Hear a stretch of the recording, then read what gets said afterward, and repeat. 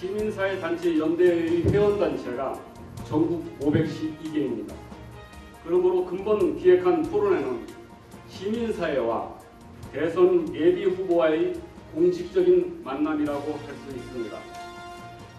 대선이 우리 사회에 얼마나 중요한가를 우리는 역설적으로 이명박 정권을 통해서 배울 수 있었습니다. 그렇기에 시민사회는 그러한 역사적 과오를 두 번 다시 되풀이해서는 안 된다는 마음으로 이러한 자리를 마련한 것입니다. 모든 힘을 모아야 합니다. 그래서 2012년 올해 12월 19일 대선에서는 승리해야만 합니다. 그러나 모든 힘을 모으기 위해서는 우리는 같은 희망을 가져야 합니다. 2014년 희망 대한민국을 함께 만들어 가야만 합니다. 이번 토론회를 통해서 대선 후보와 시민사회가 새로운 대한민국의 가치와 비전을 함께 만들어가는 만남이 되었으면 합니다. 이번 토론을 통해서 2013년 희망 대한민국을 만드는 데 큰 도움이 되기를 바랍니다. 오늘 그 첫 번째 모임으로 손학규 후보를 모셨습니다. 손학규 후보는 저녁이 있는 삶이란 슬로건으로 지금 행보를 하고 계십니다. 이것은 단순히 굶은 사람에게 저녁 한 끼 먹게 하자는 것은 아닐 것입니다. 이제는 우리 사회의 삶의 패러다임이 바꿔야 한다는 말씀으로 저는 생각합니다. 단순한 생존을 위한 삶이 아니라 삶의 질을 생각하고 인간답게 사는 길을 모색해야 한다는 말씀으로 드립니다. 그러므로 저녁이 있는 삶을 단순히 가족과의 행복만을 강조하는 것이 아닌 이웃과 더불어 사는 삶을 만드는 사회 변화를 내포하는 것이라고 보여집니다. 이러한 손 후보를 모신 것을 저희들은 상당히 기쁘게 생각하면서 손 후보님께서 먼저 기조 발언으로 해주시겠습니다. 저희들이 7분 드리겠습니다. 여러분들 박수로 환영해 주십시오. 7분 지나면 땡 합니까? 반갑습니다. 오늘 시민단체 협의회 호명하신 시민사회운동 지도자들 앞에서 2013년부터 열리는 새로운 대한민국에 대해서 여러분과 함께 말씀을 나누게 된 것을 대단히 뜻깊고 무한한 영광으로 생각합니다. 저를 이렇게 초청을 해서 특히 첫 번째로 초청을 해주신 성희영 목사님을 비롯한 여러분들께 감사를 드립니다. 우리 사회에서 시민사회운동 역할은 아주 지대했습니다.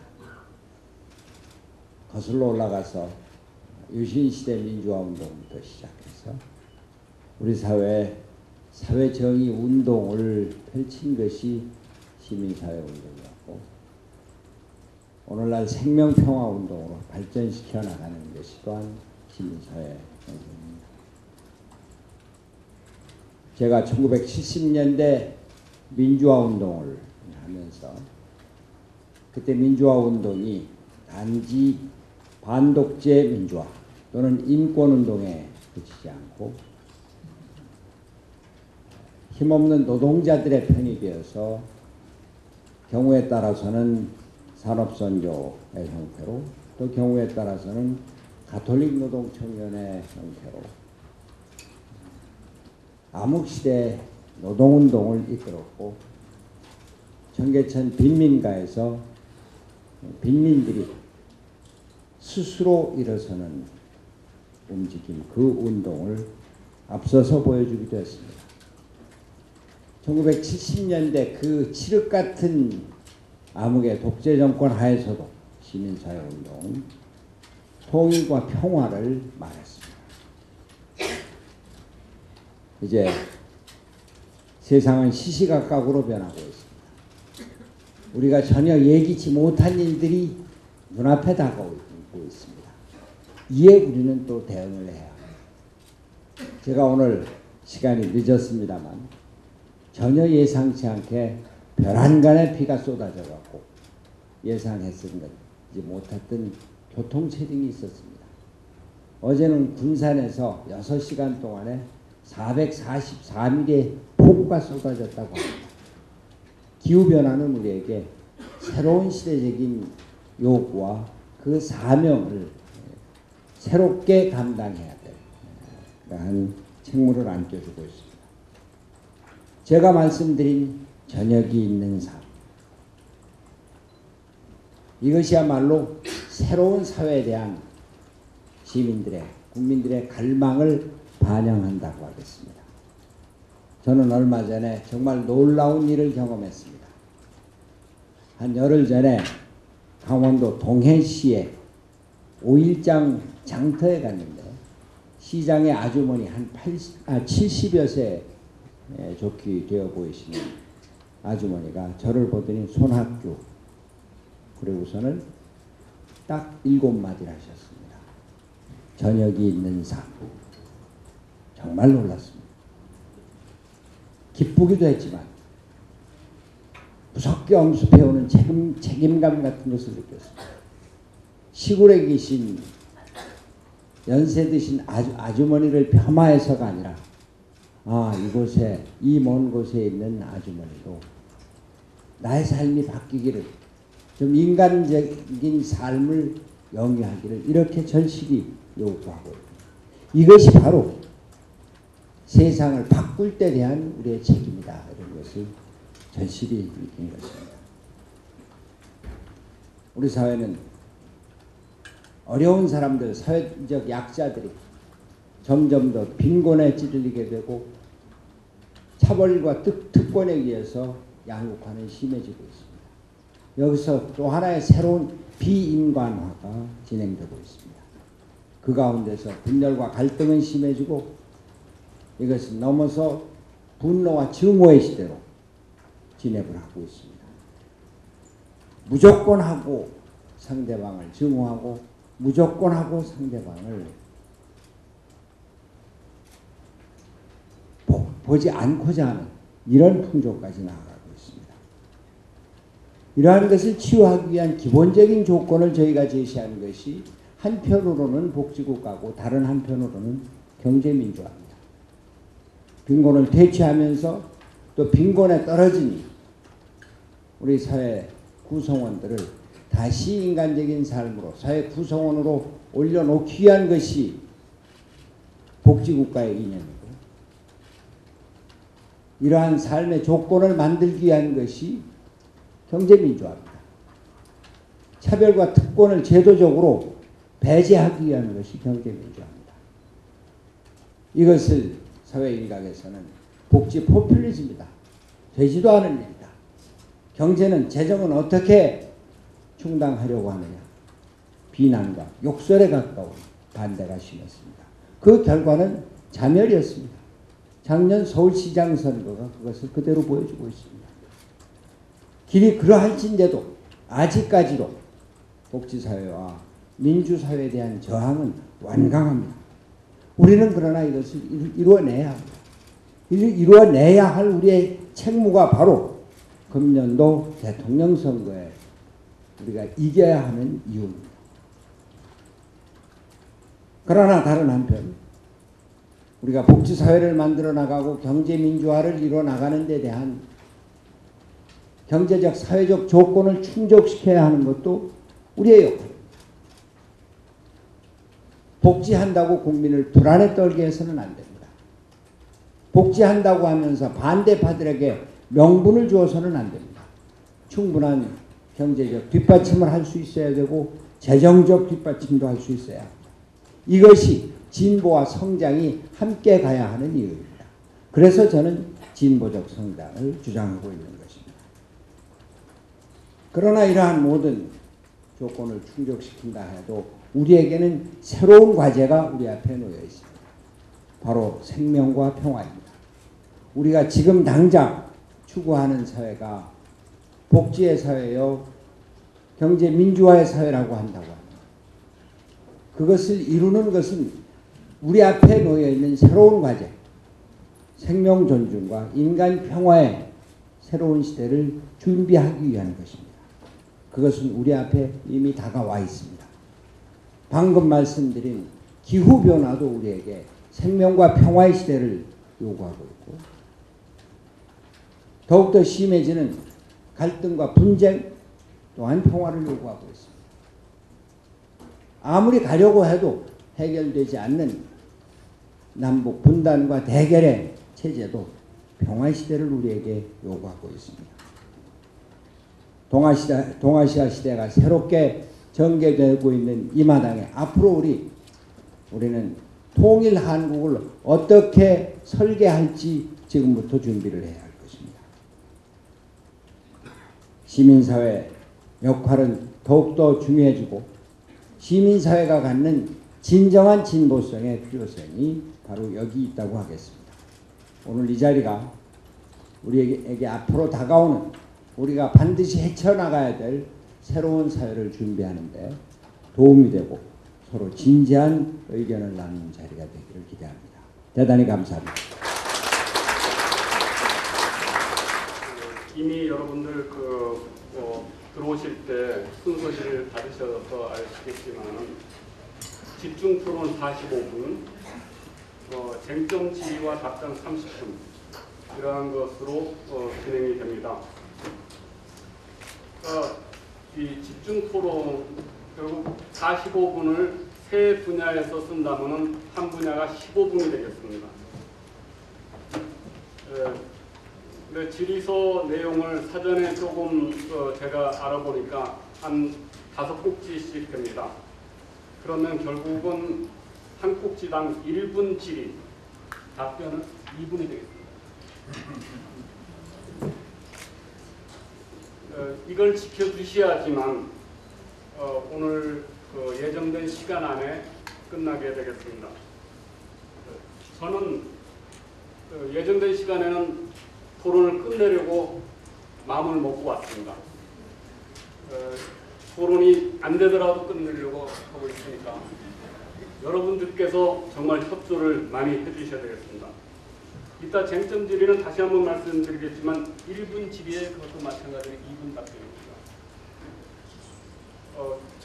제가 개인적인 사정을 얘기한다면 제가 지금 목 수술한 지가 18일밖에 안 됩니다.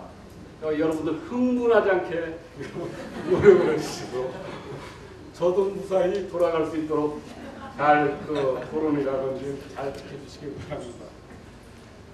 그러면은 순서에 정해진 바로 여기 오늘 토론 참석자들이라든지 이러면서 소개를 일부러 하지 않겠습니다.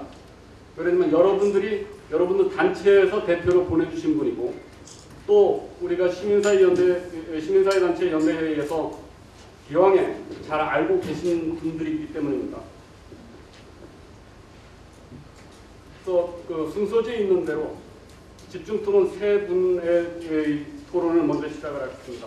먼저 경제민주화 민생 분야에서 김남근 참여연대 부집행위원장께서 해주시겠습니다. 예, 반갑습니다. 최근에 이제 경제민주화의 핵심적인 화두로 중소상인 보호 문제가 떠오르고 있습니다. 김영삼 정부에서 시작을 해서 김대중 정부, 노무현 정부를 거치면서 대형마트 규제에 대한 규제가 허가제에서 등록제로 바뀌고 규제가 완화되다 보니까 웬만한 중소도시하고 웬만한 도시면은 이제 다 대형마트가 진출했고 이제 동네 상권까지 넘어오고 있는 그런 실정입니다. 김대중 노무현 정부가 이것이 글로벌 스탠다드라고 얘기했지만 실제로 글로벌 스탠다드라고 얘기하고 있는 미국에서는 아직 월마트가 뉴욕시에 진출하지 못하고 있습니다. 올 초에 로스앤젤레스에 월마트가 진출하려다가 진출을 못하고 있었습니다. 김대중 노무현 정부가 얘기했던 글로벌 스탠다드라는 게 글로벌 스탠다드가 아니었다는 얘기가 되겠죠. 재벌들이 이제는 떡집빵집, 식자재나 도소매업까지 다 진출을 하겠다고 하고 있습니다. 이러다 보니까 600만의 자영업자들, 중소상인들이 이제 생존의 위기로 몰리고 있습니다. 우리 후보께서는 이런 중소상인들, 중소기업들을 보호를 위해서는 어떤 대안들을 갖고 계신지 말씀 부탁드리겠습니다. 중소상인, 중소기업 보호에 앞서서 경제민주화, 이것은 시장경제 기본 질서를 제대로 확립하자고 하는 것입니다. 공정한 거래 질서를 확립하자고 하는 것입니다. 대기업이 중소기업을 잡아먹는 것, 이것은 우선 공정하지가 않고 또 결국은 재살 깎아먹기가 될 것이다. 정의라고 하는 측면에서도 그렇고 그 사회적 생산과 효율이라고 하는 면에서도 마땅치 않습니다. 그래서 우리가 대기업이 중소기업, 자영업자들을 그 영역을 침범하는 것을 막아주자고 하는 것입니다. 힘센 사람이 약한 사람을 마구 때리고 짓밟고 하면 경찰이 나서서 그걸 막아줍니다. 그걸 하자는 것이 지금 국가의 역할입니다. 경제민주화가. 그러한 면에서 우선은 중소기업 고유업종 내지는 적합업종을 지정을 해서 보호막을 제대로 쳐주는 것이 필요하다고 하겠습니다. 물론 중소기업과 자영업자들 뒷받침하는 것이 필요하죠. 또 그 자영업자들과 중소 기업들을 뒷받침하기 위한 제도적인, 재정적인 이런 뒷받침 장치도 필요할 것입니다. 이제 그러한 것이 제가 작년에 발의한 그래서 제정된 협동조합기본법, 협동조합의 활성화가 적극적인 유인책이 될 것이고요. 동합물류기지 같은 것들을 만들어서 가격 요인을 중소기업 자영업자들에게 낮추는 것, 이러한 것도 한 가지 될 것이고, 또 불공정거래 또 하나의 전형인 대기업에는 카드 수수료가 낮고 중소기업 자영업자들에게는 카드 수수료가 낮은 것, 이런 것들 제대로 시정해 주는 것, 이러한 것들이 있을 겁니다. 예, 경제 민주화에 있어서 역시 핵심 요체는 재벌 개혁인데 재벌 개혁에 있어서의 구체적인 방법을 다시 순환 출자 금지하고 출총제 문제가 나오고 있는 것 같습니다. 순환 출자 금지에 대해서는 큰 이견들이 없지만 출총제 문제에 대해서는 김대중 노무현 정부를 거치면서 출총제에 관한 규제를 강화했다, 풀어놨다, 왔다 갔다 하다가 사실상 큰 실효성을 보지 못하고 제대로 된 개혁을 하지를 못했는데 다시 출총제냐라는 그런 비아냥도 좀 있습니다. 그것보다는 좀 더 이제 이 재벌의 산업 집중을 막기 위해서 금융과 산업 부분들을 이제 분리하도록 법원에 청구를 해서 미국처럼 이제 법원의 심판에 의해서 그런 재벌 계열사들을 분리한다든가, 또는 재벌 기업들이 이제 중소기업 중소상인 영역에 진출했을 경우에 있어서는 주식 매각이나 영업양도 영업 분리와 같은 그런 이제 강제 처분에 의해 가지고 중소기업 중소상인 영역에서 물러나게 한다든가, 이와 같이 좀 더 적극적인 방식의 조금 재벌 개혁 수단들이 동원되어야 되는 것이 아닌가라는 그런 이제 문제들이 제기되고 있습니다. 손 후보께서는 이제 이런 재벌의 문화가치 확장이 지금 확대되고 있는 이런 상황에서 재벌 개혁에 대한 좀 구체적 방안으로 어떤 것들을 구상하고 계신지 한번 말씀해 주시죠. 재벌 개혁도 우선 기본적으로 근본적인 재벌의 문제에 대한 근본적인 생각부터 좀 제대로 정비해야 된다는 생각입니다. 재벌 개혁, 이거 재벌 때려잡자는 얘기가 아니고 기업을 못 살게 하자는 얘기도 아닙니다. 제기업 지할 일 제일 해라 그 얘기죠. 출총제 제한 같은 것이 실효성이 없다 이런 얘기들이 많이 있습니다만, 그러나 분명히 그 심리적인 실효성이 있습니다. 그 실효성이 없으면 재벌이 왜 반대를 하겠습니까? 문어발식 재벌 확장은 안 된다고 하는 사회적인 경고가 출총제 제한입니다. 또 순환 출자 금지 같은 것을 이제 신규로 금지하느냐, 기존의 것도 금지하느냐 이러는 건데, 신규의 것은 금지한다는 것이 이제 다 여야 간에 합의가 됐습니다만, 기존의 출자분에 대해서 의결권을 제한하고 하는 일, 당장 망할 것 같지만 망할 거 없습니다. 불필요한 재산, 불필요한 기업을 팔고 집중적으로 각 재벌 또는 기업 집단이 집중적 가장 효율적인 그런 산업만 남기면 됩니다. 그러면은 직접 필요하지 않은 것은 팔아서 충당을 하면 되는 거고요. 그것도 연차적으로 하면은 문제가 될 것이 없습니다. 금산분리 좀 제대로 해야 됩니다.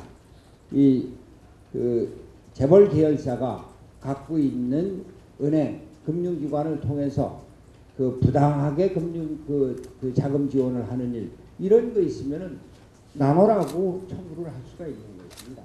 그러한 기본적인 재벌과 기업 집단이 자기 영역을 제대로 찾아가서 하도록 하는 것 이것이 근본 정신이 되면은 그 다음에는 모든가 세세한 것은 다 제자리를 찾아갈 것으로 생각합니다. 예, 뭐 주거, 고용, 노후, 뭐 의료에서 우리 국민 곳곳에서 이 보편적 복지에 대한 수요들이 요구들이 눈물처럼 터져 나오고 있습니다. 이런 보편적 복지를 실현하기 위해서는 이제 재정 마련, 증세 문제도 이제 거론하지 않을 수가 없는데요. 실제에 있어서는 뭐 법인세를 좀 증세하자는 얘기가 나오고 있지만 재벌들이 내고 있는 실효세율은 한 11%에서 14% 정도밖에 안 돼서 원래 내야 될 세금 22%보다 턱없이 부족하다고 이제 얘기가 나오고 있습니다. 따라서 이제 이런 문제를 해결하기 위해서는 이제 공정과세 차원에 있어서 최저한세율들을 이제 높여야 된다는 요구가 있고, 참여연대 같은 경우에는 1,000억 이상의 기업들에 대해서 현재 14%로 되어 있는 최저한세율을 적어도 한 20%까지 높여야 된다 이렇게 얘기하고 있는데, 얼마 전에 이제 민주당 정책위원회에서는 이제 세제 개편 자료에 의하게 되면 1,000억 이상 기업에 대해서 최저한세율을 14%에서 15%로 1% 늘리겠다. 이건 지금 정부가 발표하고 있는 세제 개편하고 이제 똑같은 건데, 과연 대선을 앞두고서 이렇게 민주당이 그런 특혜 감세의 철회 문제라든가 부자 증세 문제에 대해서 이렇게 소극적이고 부른 방식의 대응을 해가지고 이 보편적 복지나 이 증세 문제에 대해서 제대로 대응할 수 있겠는가라는 그런 회의도 많이 제시가 되고 있는 것 같습니다. 손 후보께서는 이런 보편적 복지를 위해서 필요되는 증세 문제나 재벌들의 특혜 감면 제도의 폐지에 관한 그런 대안들은 어떤 걸 갖고 계신지 말씀해 주십시오. 복지제도를 확충해 나가려면 돈이 많이 필요하죠. 그 돈은 결국 세금이니까 세금이 늘려가야 되는 것은 당연한 이치입니다. 그런데 우선 국민들에게 세금 많이 걷겠다고 그러면은 그 심리적인 조세 저항 이것이 자칫 복지제도의 확산 확충 그 자체의 저해 요소가 될 수 있습니다. 그래서 저희가 신중을 기하자는 것이고 단계적인 증세를 해나가자고 하는 것이고, 그 증세 기본 수단은 지금 새로운 세목으로 그 증세를 해서 국민적인 부담, 특히 심리적인 부담을 주기보다는 제대로 세제를 정상화하자라고 하는 것부터 시작하자는 겁니다. 조세 부담률이 지금 19%인데 이 정부가 시작할 때 21% 되었습니다. 그 2%만 정상으로 다시 돌려도 우리 지금 170조 조세에서 2%면 얼마입니까? 그게 한 30조 되죠? 그리고 지금 재정 개혁을 통해서 불필요한 재정을 줄이고 효율적으로 재정 운영을 하자.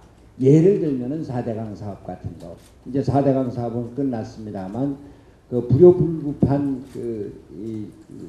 이런 재정 지출 이런 것을 억제하는 데서 또 재원을 마련할 수가 있을 것이고, 세정을 제대로 해서 세금의 탈루 같은 것을 막는 데서부터 그렇게 하면은 지금 우리가 복지를 해 나간다고 하더라도 하루아침에 모든 것을 다 하는 것이 아니라 연차적으로 순차적으로 해 나가고 자연적인 세수 증가분도 있고 하니까 초기에는 그러한 충격 없이 차근차근 해 나가고, 그 복지가 국민들에게 이 복지라는 것이 좋다 충분히 받아들여지면은 그때 그 세제 개편을 통해서 연착륙 세금 증세를 해 나갈 수 있다.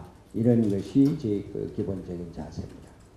중소상인 문제에 대해서 이제 김대중 노무현 정부에서 추진했던 그런 대형마트에 대한 규제 완화 정책이 결과적으로 중소상인들의 생존권 위기를 이제 불러일으켰다라는 지적을 앞서 했습니다만, 비단 중소기업 문제뿐만이 아니라 이제 저축은행 사태라고 했던 그 원인도 보게 되면 2005년도에 노무현 정부에서 추진했던 제로베이스 금융규제 완화와 같은 파격적인 그런 규제 완화 정책들이 결국은 저축은행들이 PF 대출까지 이제 할 수 있게 만들어주고, 그러다 보니까 이런 이제 대형 금융사고들을 불러일으켰고, 노동 문제에 있어서도 각종 고용 형태에 대한 그런 규제 완화 정책들이 지금에 있어서의 파견 기관제와 같은 비정규직들을 많이 양산을 했습니다.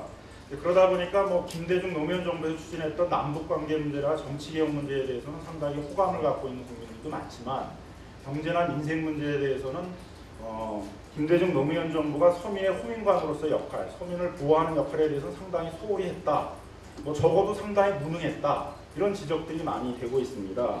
근데 이런 김대중 노무현 정부에서 벌어졌던 이런 서민의 호민관의 정책들을 사실상 포기하는 이런 부분에 대해서의 어떤 그 반성이라든가 극복 이런 문제가 얘기되지 않은 상태 속에서 다시 참여정부의 부활, 참여정부의 승계 이런 부분들이 민주당 일각에서 얘기가 되니까 이런 부분들을 상당히 우려하고 있는 국민들도 많이 있는 것 같습니다.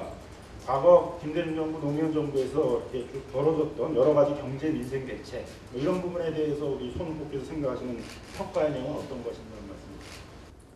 제가 그 대선 예비 경선 과정에서 참여정부의 민생 실패 이것이 제대로 반성이 되고 성찰이 되지 않으면 안 된다 이런 말씀을 드렸습니다. 무엇보다도 정치라고 하는 것이 또 국가의 역할이라고 하는 것이 국민의 생활을 살피는 건데 그 중에서도 서민들 사회적 약자의 생활을 살펴주는 것이 국가의 역할이라고 하는 점을 생각을 하면은 지금 김 변호사께서 말씀하신 여러 가지 규제 완화 정책이 결과적으로 서민의 생활에 대한 호민관 역할을 포기한 것이다. 이런 말씀 충분히 일리가 있다고 생각을 합니다.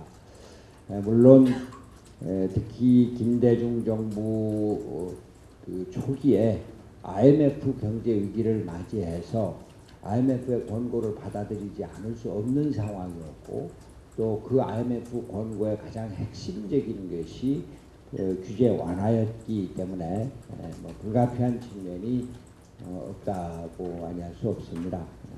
그러나 저희가 그 새롭게 우리 금년도에 정권 교체를 통해서 이룩하고자 하는 정부는 지금 김 변호사께서 말씀하시는 대로 첫째도 민생이고 둘째도 셋째도 다 민생이다 라고 하는 정신을 갖고 그동안의 세계화 개방화를 통해서 탈규제 속에서 그 무한정 커진 그 재벌 대기업 또 그것이 정치 권력과 권력에까지 영향을 미치는 그래서 다시 그 재벌과 대기업의 그 문호발식 확장을 더욱더 조장하는 해오던 그런 그 정치 풍토 특히 이명박 정부 들어서서 이러한 것들은 이제 다시 정상적으로 원위치시키지 않으면 안 된다. 아까 제가 말씀드린 대로 시장경제의 기본 질서, 공정한 거래 질서를 다시 확립하는 일, 이것이 이제 우리가 새 정부가 취해야 될 길이고 그것이 경제 민주화의 길이다. 이렇게 말씀을 드리겠습니다. 고맙습니다. 김남근 변호사님은 꼭 질문을 하실 게 있다면 정리를 하시다가 이따 이 세 분야가 거의 또 같은 것이 있으니까 그때 보충 질문을 하는 걸로 그렇게 하겠습니다. 그럼 두 번째로 노동 일자리 분야에서 박성훈 공동대표께서 1분 질의하고 2분 답변하시고. 제가 손학규 후보의 노동 일자리 분야 정책 자료를 보고 사실 깜짝 놀랐습니다. 굉장히 잘 준비되어 있는 그런 내용이었습니다. 뭐 핵심을 정확하게 잘 짚고 있고요. 또 정책의 구체성도 뭐 그 정도면 굉장한 구체성이다. 그리고 예산 추진까지 아주 촘촘하게 잘 되어 있습니다. 그래서 아마 제가 종합적으로 보니까 만일에 당선되시면 명실상부하게 아마 준비된 대통령이 될 수 있을 것 같은 그런 이제 희망을 가지고 있습니다. 사실은 제가 저한테 이렇게 공개적으로 칭찬받는 건 별로 드뭅니다. 그래서 질의를 가능하면 제 질의 시간 줄이고 손학규 후보께서 자신의 이야기를 조금이라도 더 펼치시기를 희망합니다. 첫 번째요. 비정규직 문제는 차별 문제가 가장 큽니다. 차별 철폐를 위한 정책 방향은 없다 하시고 그 다음에 비정규직의 존재 양태를 크게 그룹핑하면 기간제 노동자, 간접고용 노동자, 사내 하청 운운을 하는 이 정도입니다. 그 다음 특수고용 노동자, 들로 이제 구분할 수 있는데 각 그 부 유형별로 권리 보장을 위한 방안은 어떠신지요? 저녁에 있는 삶이라고 하는 슬로건이 인구에 회자한다는 것은 무엇보다 노동자가 좀 인간다운 삶을 살았으면 좋겠다라고 하는 그러한 호소력 때문일 거라고 생각이 됩니다. 이제 인간 노동자는 기계가 아니라 라고 하는 것을 이제는 좀 실현할 때가 됐다. 전 대일열사가 분실한 지 40년이 됐는데 그러한 근본적 기본적인 철학에서부터 시작한다 이런 생각이고요. 모든 사람은 인격적으로 동등한 대우를 받는다라고 하는 것이 비정규직 철폐의 기본적인 철학과 원칙이 될 것이고 그것에 따라서 사용사유 제한 제도 같은 것은 이제 좀 엄격하게 지켜져야 된다. 동일가치 노동에 대한 동일 대우의 원칙이 철저하게 지켜져야 된다. 비정상적인 파견 근로자 제도는 엄격하게 시정되어야 한다. 거기에 더해서 이것은 잘못된 제도를 정부에서 다시 원위치시키는 것이지만 또 다른 한편에서는 정규직화할 수 있는 능력이 충분하지 않은 소위 기업의 능력이 충분하지 않은 기업에 대해서는 우리가 적극적으로 국가에서 적극적으로 지원을 하겠다 하는 내용이 저희 노동정책에 포함되어 있습니다. 예를 들면 중소기업이 정규직을 일정 규모 이하의 중소기업이 비정규직을 정규직으로 전환할 때 그때 들어가는 비용을 기업과 정부가 1대1로 나눠서 같이 지불하도록 하자. 저희 계산에 의하면은 1년에 20만 명을 그렇게 정규직화하는데 한 1조 3천억 정도가 들어가고 5년이면은 6조. 그 정도는 충분히 비정규직을 그러면 5년 동안에 한 100만 명을 정규직화할 수 있는데 물론 그것이 모든 비정규직을 정규직화하는 것은 아닙니다만 국가기관이나 지방자치단체나 공공기관이나 일정 규모 이상의 대기업이나 이것은 자체적인 능력으로 정규직화한다고 하면은 충분히 우리 5년 이내에도 상당한 정도 비정규직의 정규직화를 이뤄낼 수 있다. 그러니까 한편으로는 법적으로 잘못된 것을 정상화하고 다른 한편으로는 국가가 정규직화에 적극 지원을 한다. 이런 두 가지 트랙으로 정규직화를 생각하고 있습니다. 예, 제가 사실은 특수고용 노동자나 간접고용 노동자의 그리고 보장 방안 입법까지 이런 것들을 좀 말씀을 부탁드렸는데 시간이 없나 봅니다. 예, 두 번째로 넘어가겠습니다. 시간이 없으니까요. 여전히 최저임금 제도가 잠깐 그건 한 말씀만 드리면 말이죠. 예를 들면 화물 노동자라든지 또는 레미컨 노동자라든지 이렇게 또 보험 근로자라든지 자영업자 취급을 받으면서 노동자성을 인정받지 못하는 이 경우에는 분명하게 제도적으로 노동 3권을 보장할 수 있는 그런 제도화가 가능하다고 생각합니다. 예. 그건 꼭 하겠습니다. 예. 그다음 두 번째요. 최저임금 제도를 실질화시키는 방안과 또 한편으로 노사관계를 정상화하는 데 핵심적인 부분 제도 개선이 산업별 단체 교섭을 법제화하는 문제 그리고 복수노조의 자율적 단체 교섭 보장하는 문제가 굉장히 중요하다고 보는데 거기에 관한 정책 방안은 어떠신지요? 그렇게 빨리 질문하면 어떻게 합니까? 근데 문제지를 드렸는데. 네.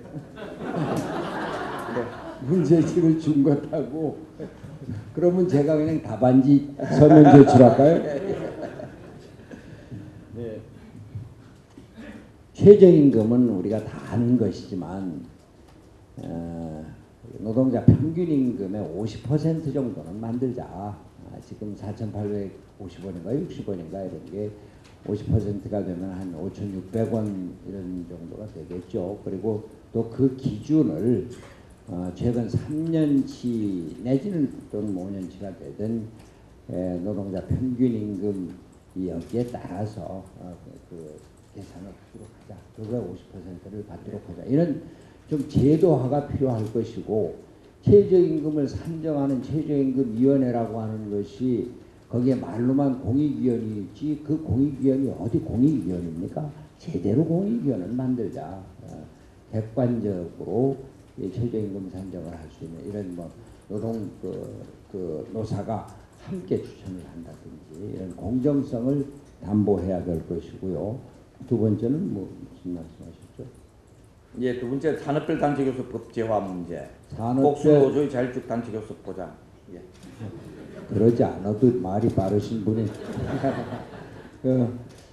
그 산업별 단체 교섭의 문제는 우선 우리가 노조 자체를 좀 근대화시킬 필요가 있다고 생각을 합니다. 지금 우리 한국노총의 경우를 보면은 산별 노조가 되어 있는 게 금융노조 하나 아닙니까? 그렇죠 아마. 그러니까 이런 그 산별 노조 체제로 그 노조 자체를 근대화시키고 또 그런 산별 그 교섭을 할 수 있는 체제로 만들어가는 것이 선행돼야 될 것이고 또 그 산별에 들어가지 않은 경우에도 산별 노조의 교섭에 그 적용을 받도록 하는 이런 제도를 뒷받침하는 것이 필요하다고 생각이 됩니다. 복수노조의 자율적 단체교섭 문제. 복수노조도 뭐 기본적으로 지금 말씀드린 대로 지금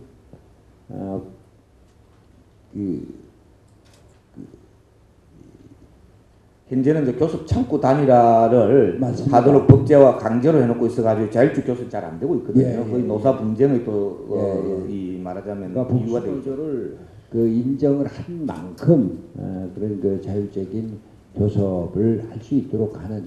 그러니까 문제는 이러한 제도를 만든 취지가 강압에 의해서 잘못 만들어진 거면은 제도를 뭐 개선하고 해소를 해야 되겠지만 제대로 된 제도라고 한다면은 그 제도 법 취지에 맞게 교섭이 자유화되도록 해야 된다. 이런 그 기본적인 생각을 예. 갖고 있습니다. 그 세 번째는요, 청년 고용 할당제, 뭐 청년 실업 문제 심각한데요. 청년 고용 정진을 위한 이런 정책 방안 어떠신지와 또 관련해서 이제 노동시간 단축도 고용 정진과 연결됩니다. 노동시간 단축과 관련한 정책 방안 두 가지. 청년 고용 할당제는 이제 일정 규모 이상의 기업, 물론 이제 그 국영기업이라든지 국가기관은 더 말할 것도 없고 지금 일종의 그 임의제도 같이 되어 있는 것을 뭐 의무할당제로 뭐 전환하는 것, 뭐 3%로 되어 있는 거죠.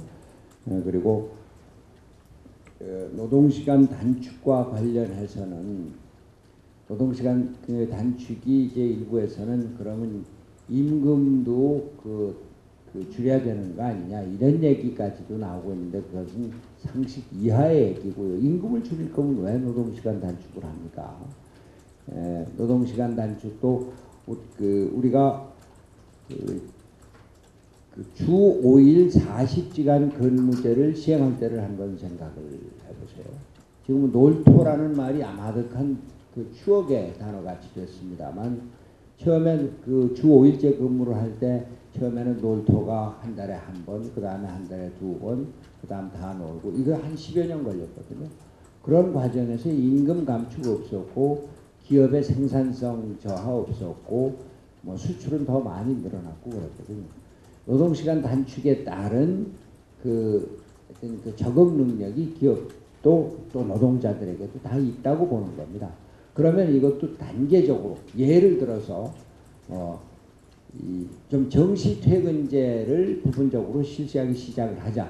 또 그것도 일정 규모 이상의 뭐 기업이나 관공서에서 그러면 처음에는 무조건 금요일은 무조건 정시 퇴근이다.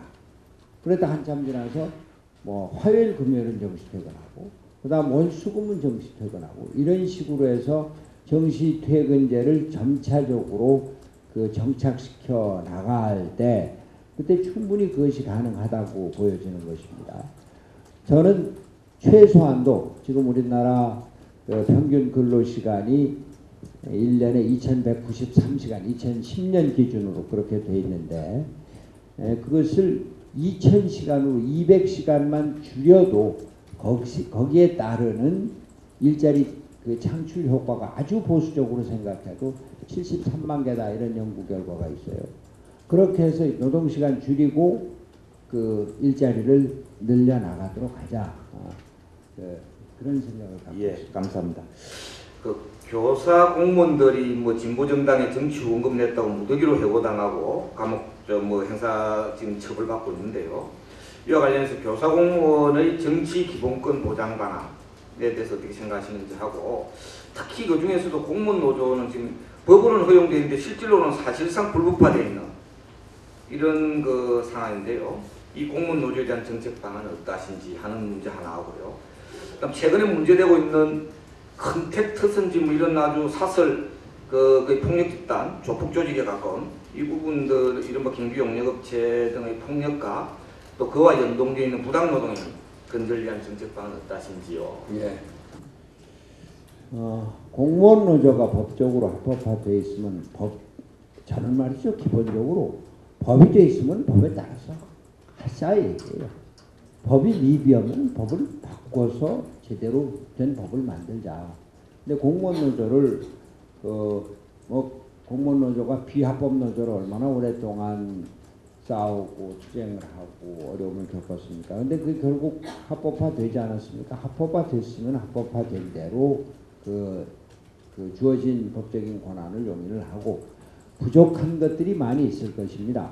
공무원 노조에 대한 그 특례 규정, 원칙적으로는 공무원 노조가 공무원의 노동자성을 인정을 하고 그것에 따라서 공무원 노조법이 아니라 일반 노동법에 적용을 받도록 하는 것이 맞겠죠. 근데 아직까지 물론 뭐 사회적인 인식 때문에 공무원이라고 하는 것은 그 국민을 위한 그 공복으로서 자기 의무를 다해야 된다라고 하는 인식이 아직까지 널리 퍼져 있는 것이 사실이고, 또 그에 대한 저항이 있는 것도 현실인 만큼, 그러나 그 공무원 노조를 인정을 하는 법 취지를 더욱더 살려서 이를테면 공무원 노조를 지원했다,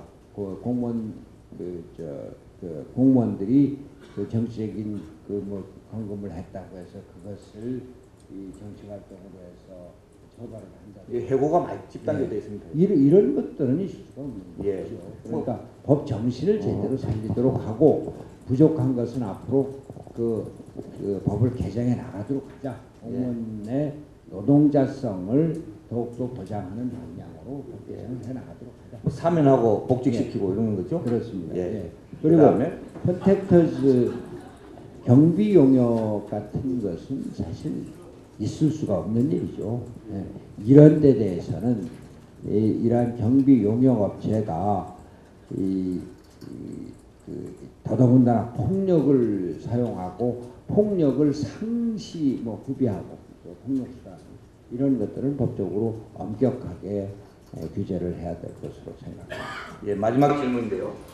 경제민주화의 핵심 요소인 노동자들이 경영 참가 관련된 정책 방안을 좀 간단하게 설명해 주시고요.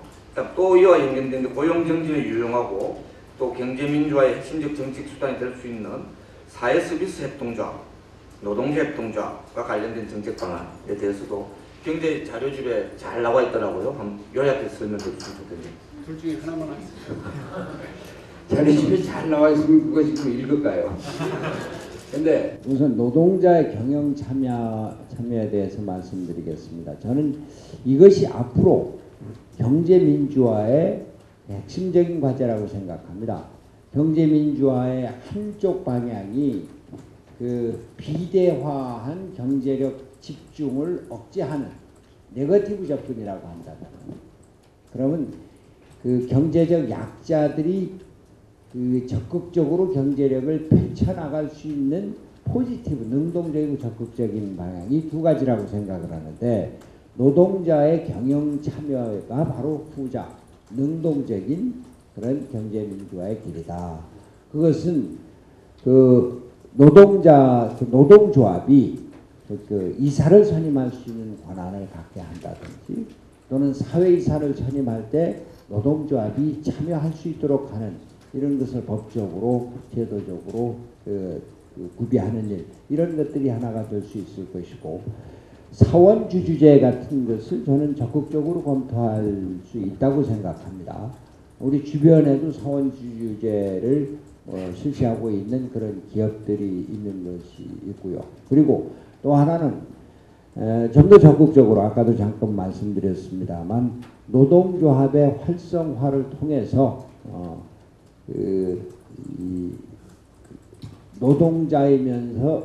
노동자이면서 투자자가 되는 이런 제도를 더욱더 확대를 해 나가서 경제력도 높이고 민주주의적인 제도도 넓혀 나갈 수 있다고 생각합니다. 그 노동조 협동조합에 대한 간단하게 말씀을 빠뜨렸는데 제가 노동조 협동조합이나 사회생활 협동조합에 그 대한 문제는 나중에 질문했으니까 잠깐만 더 하고. 그거는 그냥 그 문제 제기만 하시죠. 하시는 걸로 하고, 그렇지 않아도 지금 2분을 더 쓰셨으니까.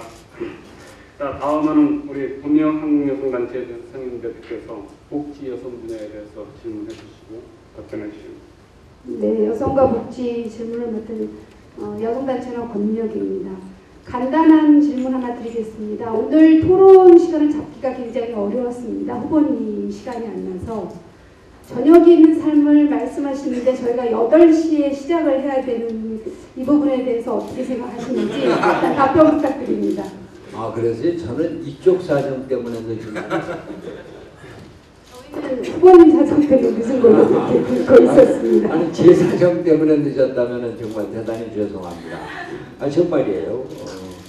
아마 워낙 오늘 제가 지방 출장 예정이 있어서 그래서 이것 때문에 지방에 갔다가 일찍 올라오는 걸로 예정을 했었습니다. 그런데 또 다른 사정이 생겨서 지방에는 가지 못해서 저는 그 사실 깜빡 잊어버리고 왜 이렇게 늦게 하지 이랬었습니다. 죄송합니다. 네, 쉬어가려고 여쭤본 겁니다. 지난 정부에 비해서 이번 정부 들어서 가장 발달하지 않은 국가 정책 중에 하나가 여성 정책입니다. 아까 후보님도 기조연설에서 일단 생명과 평화, 그리고 경제민주화, 복지, 통일 하셨지만 성평등은 거론하지 않으셨습니다.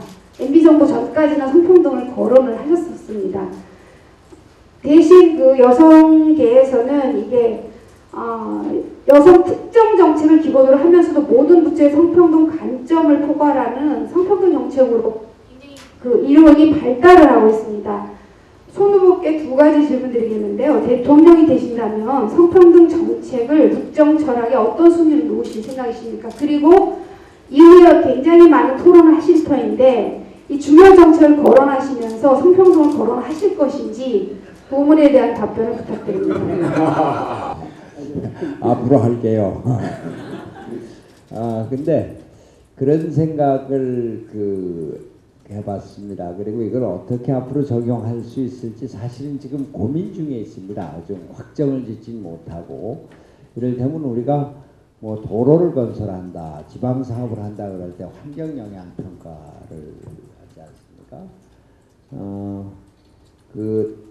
뭐 모든 정책에 그것이 가능할지 모르지만 성평등과 관련되거나 여성의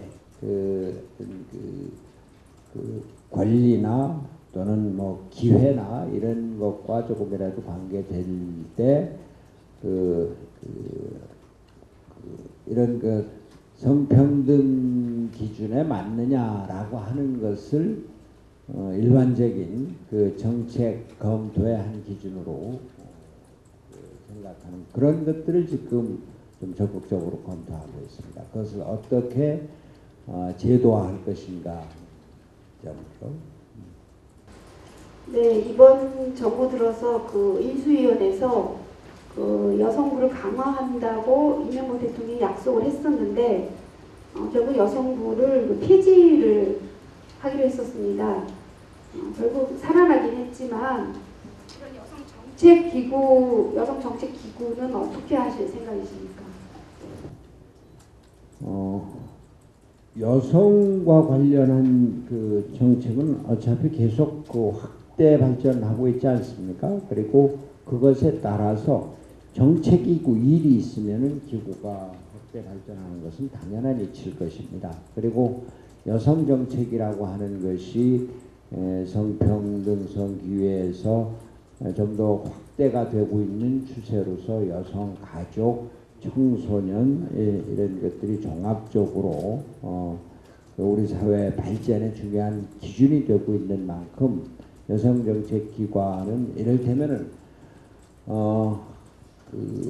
조금 아까 말씀드린 대로 만약에 그 모든 중요한 정책에 있어서 성평등 문제가 기준이 되도록 하나의 기준으로 항상 체크가 돼야 된다고 하면은 그것을 관리하는 부서가 생겨야 될 것이고 직급이 어떻게 되든지 간에 그 여성정책 그 담당관이든지 뭐 이런 그 제도를 만드는 것 이런 것을 적극적으로 검토할 수 있다고 생각합니다. 네, 다음 질문 드리겠습니다. 복지부가 논의가 확산되면서 조금은 그 후보님의 그 철학적인 부분을 좀 여쭤보도록 하겠습니다. 공공성 확대라는 말을 누구나 하고 있습니다. 박근혜 씨도 지금 복지 얘기를 하고 있어서 일반 시민들한테 이 부분의 그 차이가 드러나지 않는 그런 부분이 있습니다. 후보님께서는 이 복지 분야에서 공공성 확대가 뭐라고 생각하는 것인지 국가사회 그리고 개인들은 각각 어떤 책임과 역할을 가져야 된다고 생각하는지 여쭙고 싶습니다. 조금 불연 설명드리면 예를 들면 이런 겁니다. 지금 복지 관련 법이나 시설들이 공공성이 강화돼야 됨에도 불구하고 거의 사유화되고 있고 이 공공성 강화 장치에 대해서 많은 얘기가 되고 있습니다. 이런 분야를 국가가 어느 정도 개입해서 하시는 생각입니까? 예를 든다면. 네. 그 복지 관련 법이나 시설의 사유화 어떤 걸 말씀하시는지 바로 들어오지가 않는데요. 그러니까 예를 들면 지금 시설들이 거의 원장의 뜻대로 되어지고 거기에 공공이사제를 두는 것도 반대를 하고 공공성을 강화하기에는 법을 만들려고 하는데 그것도 거부하고 그래서 공공성 영역 바깥에서 지금 시설들이 존재해서 굉장히 많은 문제점이 제기가 되고 있습니다. 저는 사실 그러니까 복지 시설의 사유화 이런 것은 당론적으로는 이미 옛날 얘기다라고 생각이 돼서 공공성의 확대라는 것은 오히려 아주 지극히 당연한 것으로 생각을 하고 있습니다. 이것이 제도의 문제가 될지 아니면은 그 운영의 문제가 될지 잘 모르겠습니다만 그러나 운영이 제도적으로 사유화 운영을 가능하게 하고 그것이 남발하는 그런 제도적인 허점이 있다고 하면은 그것은 제도를 개선해야 되겠죠.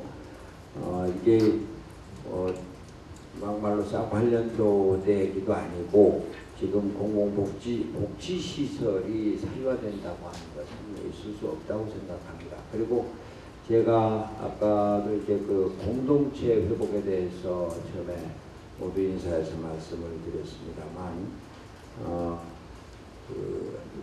공공성이라고 하는 것은 공동체 회복과 밀접한 관계를 갖고 있다고 생각합니다.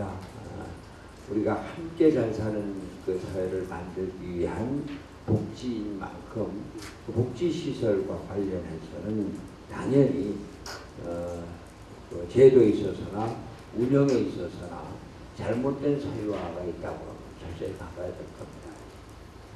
네, 국가가 또 민간 영역과 시장화되고 있는 부분에 대해서 좀 더 공공성을 어느 정도 강화할 의지가 있는지를 제가 여쭤본 건데 질문이 좀 전달은 정확히 안 된 것 같습니다만 다음 질문 드리겠습니다. 공약을 보면 국공립 어린이집 이용 아동을 현행 11%에서 50%로 확대한다고 하셨고 또 한편으로는 그 양육수당도 확대한다고 했습니다. 이게 둘 다 굉장히 많은 재원을 요구하고 있는데요. 재원은 한정적일 수밖에 없고 그 현금 지원하고 인프라 확충 중에서 어떤 게 우선순위라고 생각을 하십니까? 그 현금 지원 문제에 대해서 여성계에서 각기 다른 의견들이 있는 것을 알고 있습니다. 그런데 그 보육과 관련해서 중요한 몇 가지 원칙이 있다고 생각을 합니다. 모든 어린이는 낳아서 건강하게 잘 키워 양육을 받을 그런 권리가 있다라고 하는 것과 똑같이 그 부모, 특히 엄마들은 애를 낳아서 잘 키우는데 내 개인의 의무뿐만이 아니라 사회적으로도 보호를 받을 권리가 있다. 이러한 기본적인 원칙 하에서 생각을 하면은 이제 연령별로 양육과 보육에 대한 지원의 형태가 다양할 수 있겠습니다만 특히 0세에서 2세 같은 경우에는 가능하면 1:1 보육이 바람직한 만큼 그것을 보호할 수 있는 그런 길을 만들고 그것에 따라서 예를 들면 직업을 갖고 있는 엄마들의 경우에 육아휴직 제도를 확대하고 또 가능하다면은 부부가 함께 공유할 수 있는 제도로 확대를 하자라고 하는 것이 제 생각이고요. 또 그렇지 않은 엄마들의 경우에 그럼 현금으로 양육수당을 지급을 해서 직장에 가지 않는 엄마들도 그런 사회적인 보호를 받을 국가의 지원을 받을 당연한 권리가 있지 않겠느냐 그렇게 생각을 합니다. 다만 그것이 여성의 아기 가진 엄마의 사회적 활동을 위축시킬 수 있다. 그런 유인을 위축시킬 수 있다라고 하는 면에서 신중을 기하자라고 하는 그런 논의가 여성계를 중심으로 강력하게 있는 것으로 알고 있습니다. 여기에 대해서는 좀 더 깊이 있는 논의를 통해서 양육수당 문제에 대한 정책을 앞으로 정해 나갈 것이라고 생각을 합니다. 고맙습니다. 권 대표님 질문 하나만. 네, 보다 반드시 의논을 좀 해주셨으면 그 부분 좋겠고요. 예, 지금 시간이 없기 때문에 제가 마지막으로 하나 분야만 질문을 드리도록 하겠습니다. 지금 현재 한국인 남편의 가정폭력으로 얼마 전에 중국 동포 여성들이 사망을 한 적이 있습니다. 이런 가정폭력이 계속 시달리는 문제를 해결을 못하는 것은 남편의 신원 보증 없이는 체류 자격이 없기 때문인데 법무부가 12월에 국적법 개정을 통해서 이 부분을 삭제를 했습니다. 그런데도 아직 이것이 근절이 되지 않고 있습니다. 왜냐하면 시집이나 남편의 신원 보증을 요구하고 있기 때문인데요. 이 부분을 해결할 수 있는 어떤 실효성 있는 정책을 갖고 계신지요? 선진국이라면은 혼인이 해소됐을 때, 물론 혼인 중에도 신원보증제도가 신원보증이 남편에 의해서 보증이 유지되는 것, 이런 제도부터가 이제 개선이 돼서 일단 결혼을 해서 영주권을 얻게 되면은 그 다음부터는 당사자의 문제로 되는 방향이 돼야 되지 않겠는가 하는 생각이고, 또 혼인이 해소됐을 때 이 문제도 그러면은 사유가 달라진 만큼 새롭게 벌어진 사유에 따라서 이 체류 허가나 또는 영주권이든지 이런 문제가 새로운 기준에 의해서 검토돼야 되겠다는 생각입니다. 네, 수고하셨습니다. 고맙습니다. 이렇게 해서 세 분의 경제민주화 민생 분야, 노동 일자리 분야, 복지여성 분야 이 세 분의 집중 토론을 일단 마치도록 하겠습니다.